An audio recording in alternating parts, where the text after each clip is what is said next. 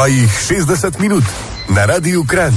Anja Kralj-Okoren je danes gostja, petkova gostja na Radiu Kranj. Pred časom smo se že pogovarjali o njeni super knjigici Kačalinka Čalapinka išče prijatelja. Takrat še pravzaprav niti ni bilo vedeno oziroma si nismo mogli predstavljati, da bo knjigica res doživela velik odziv poslušalcev in bralcev. Tako da, Anja, lepo pozdravljena in čestitke seveda ob izidu tvojega prvenca. Živijo, Klara, zdravljeni tudi poslušalci. Res hvala za čestitke, kot jaz se nisem mogla misliti takrat, no, sem bila tako pač v zelo enem takem obdobju, ko je bila knjiga natisnjena, pa nisem vedela, kako jo bojo sprejeli, tako da sem res zelo hvaležna za tak odziv. Tudi trenutno ravno čakam ponati, že po 2 mesecih, no, tako da je to res nekaj, kar si nisem niti zamislila, niti upala predstavljati, tako da sem zelo vesela, kar se tega tiče. No, ne čakaš pa samo ponatisa knjigice, ampak zelo en velik dogodek te pravzaprav čaka v prihajajočih dneh. Ja, res je. Trenutno sem par dni pred rokom drugorojenke, tako da sem res polna pričakovanj. Zanimivo je tudi to, no, da do zadnjega nekako se odvijajo stvari tudi glede knjige, tako da je kar pestro, ampak je zelo lepo, same lepe stvari ne kupu. Tako da ujela sem te praktično, temu lahko rečeva, tik pred porodom. Tale intervju bo nekako predvajan po njem, tako da že zdaj ti želim vso srečo in čim manj bolečin, ko se bo dogajal. Če se pa seveda vrneva k knjigici Kačalinka Čalapinka išče prijatelja, razprodana praktično, da že v tem trenutku nisi si mogla predstavljati, da bo prišlo tako hitro pravzaprav do ponatisa. Res je, kar se tiče knjige, tako je, ne, ker človek prvič nekaj takega dela, res nima občutkov, kaj se spušča, ne. Vemo, da je pri nas tako, da pač realnost je taka, da se načeloma proda zelo malo knjig. Veliko jih, menda jih veliko si sposojamo iz knjižnice, še več jih pišemo, tako če gledamo v evropskem pa svetovnem merilu. Je pa zanimivo, no, mislim, res sem zelo vesela, da so ljudje v njej prepoznali tako vrednost, še posebej vrtci, ogromno naročajo za vrtčevske skupine. V zadnjem času pa tudi no, tako je res velik porast čistko staršev, ki to naročajo za svoje otroke, tudi babic, stricev, tet, ampak največ se mi zdi, nekako starši za svoje otroke to naročajo. Ogromno je tudi vrtini starši kakšnih vzgojiteljic, ki se ukvarjajo s pravljično jogo v vrtcih, tako da sem bila zelo presenečena, da je v bistvu pravljična joga v vrtcih v Sloveniji že tako popularna. Nisem vedela, da je v bistvu se tako število vzgojiteljic s tem že ukvarja v vrtcih, tako da se mi zdi, da so po svoje kar malo čakali na eno tako urodje, s katerim lahko še naprej delajo, kar so že zdaj delali v vrtcih, a ne, tako da to res zelo lepo, no, videti, da je v bistvu trg na to bil že nekako pripravljen. No, kot ste slišali, sva z Anjo Kralj-Okoren tale intervju pripravljali tik pred njenim porodom in ja, vse čestitke. Anja je v torek 16. novembra povila svojo drugorojenko Piko, torej Viti se je pridružila Pika. Vse čestitke, nadaljevanju pogovora z Anjo Okoren-Kralj pa prisluhnite po tejle. Na Radiu Kranj. Tvoja knjigica je res zelo lična, tisti, ki je še niste dobili v roke, upam, da se vam to zgodi čim prej. Jogijska pravljica, Anja Kralj-Okoren, praviš, da je to. Kaj pravzaprav to pomeni? Kako izgleda pravljica? Pač gre za pravljico, jaz sem jo prebrala, ponosna sem na to, ampak v čem je pravzaprav catch, v čem je fora? Ja, jogijska pravljica, kaj to pomeni, ne? Gre v bistvu za pravljico, ki deluje kot čisto običajna pravljica. To se pravi, zgodba govori o tem, sicer o jogijskem sporočilu, ampak kakorkoli, ne, v bistvu tematika čisto vsakdanja, da najprej moramo sprejeti sebe, se pač pokazati drugim čisti svoje avtentičnosti, take kot smo, brez tega, da poskušamo non-stop pogajati drugim, se jim prilagajati, podrejati in šele takrat nas bojo sprejeli take kot smo.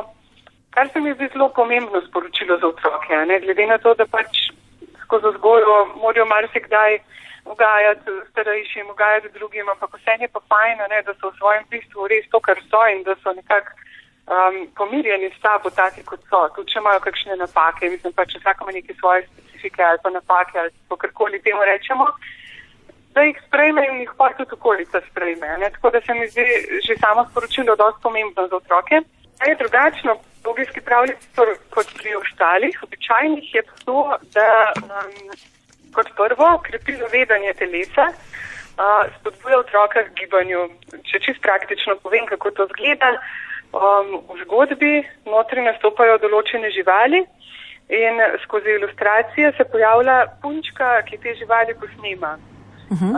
To daje v bistvu staršem ali vzgojiteljem idejo, na kakšen način otroka priti s temu, da živali v zgodbi povsem se razgibajo, krepijo svoje telo, krepijo koordinacijske spretnosti in se celostno uživijo v zgodbo. Potem je tudi ena komponenta, in sicer dihanje. Otroke pravljica spodbuja k temu, da opazujejo svoj dih. Tukaj je tudi namenoma bila izbrana kot glavna junakinja zgodbe kača, zato ker sika in s tem otrok potem podaljšuje svoje izdihe. S tem se njegovo dihanje umirja, lažje sledi zgodbi in če beremo zvečer, tudi lažje in hitreje zaspi, kar je sploh staršem zelo všečno, ta komponent sprostitve, ki v bistvu izvira tudi iz joge. To dvoje nekako dela pravljico jogijsko, to skrbi za to specifiko in kar je dobro povedala, če malo poskušam citirati Isakovič, to našo znano psihologijo, ki jo vsi dobro poznamo, je ona rekla, da v bistvu so prav to ta orodja, ki skrbijo za dobro psihološko odpornost za celo življenje. Zelo veliko pomeni, da je ona kot strokovnjak prepoznala to vrednost v pravljici, pa besedem bi to naslovila. Pravzaprav Anja Kralj-Okorn si dobila za svojo jogijsko pravljico Kačalinka Čalapinka išče prijatelja, ne samo od Sare Isakovič, tudi recimo naša atletinja Brigita Langer-Holc se je odzvala. Konec koncev spremno besedo oziroma komentar k spremni besedi je napisal naš veliki Boštjan Gorenc Pižama. Ja, res je. Sem zelo presenečena, koliko je v Sloveniji, ker so ogromno dosegali, so zelo odprti in dobrosrčni in včasih si predstavljamo, koliko so recimo nedostopni ali pa zasegani, kakorkoli, no, da je malo narodno, ampak v bistvu so zelo pripravljeni pomagati pa podpreti kakšno idejo, ki jim je všeč, kar je res kot spodbuda za ostale, ki karkoli ustvarjajo, pa zdaj to poslušajo, da včasih treba samo potrkati pa prijazno vprašati, pa se marsikira vrata odprejo, ne, tako da to je res nekaj čudovitega, no, ko se v bistvu te ustvarjalne glave služijo nekako se podpirajo na svojih poteh. Ja, res je tako. Če še recimo rečeva, tudi Miha Macini se je odzval.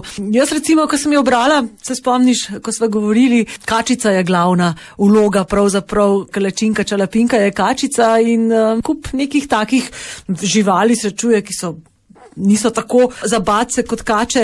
Ja, meni je kar mečkan solzna sem postala, sem in tja, ko sem to brala, ampak v dobrem smislu se mi zdelo tako, da tudi otroci na ta način verjetno dojamejo, da jim je mečkan hudo za kačico, ampak zato jo imajo še raje na koncu. Ja, zanimivo, no, mislim, se mi zdi, da kaj nekaj delaš res srcem, da se je začuti, no, da tudi otroci to zelo dobro začutijo ali pa ne. In tukaj mi je bilo zelo všeč, ker otroci so res sprejeli pravljico za svojo in tudi zdaj recimo, ko se s kom pogovarjam, slišim, da pove za svojega otroka, kako se hitro zapomni zgodbo, kako jo zna hitro obnoviti, kako velikrat, ne vem, gre kar samo od sebe v neki jogijski položaj in oponaša žirafo ali pa zebro ali pa krokodila. Tako da ja, se mi zdi, da tako, če nekaj res ustvarjaš srcem, slediš temu, kar čutiš, temu primerno zbereš svojo ekipo, tukaj imamo v mislih predvsem ilustratorko, ki je znala to zelo dobro tudi na papir skozi barve pa neke motive preliti, imam občutek, da skoraj ne more iti narobe, no, če se zveš sam sebi. V tem pa tudi govori konec koncev sama zgodba pravljice, tako da se v bistvu tukaj spet nekako ujamemo v ta krog. Ja, Anja Kralj-Okorn, vsekakor res ni nič šlo tukaj narobe in upam, da bo šlo samo še v višave in da bojo naročila še vedno prihajala po natisje, torej pred vrati. Čas prihaja zdaj seveda decembrski počasi, za darilo je več kot primerna. Tale tvoja knjigica, tudi jaz sem jo že poklonila. Ja, hvala. Res sem vesela, no, da ste taki prijatelji okrog mene, ki to prepoznate in da ste pripravljeni širiti besedo v tem, kar počnem. Tako da še enkrat hvala ti za povabilo, pa vse dobro ti želim tudi poslušalcem Radia Kranj.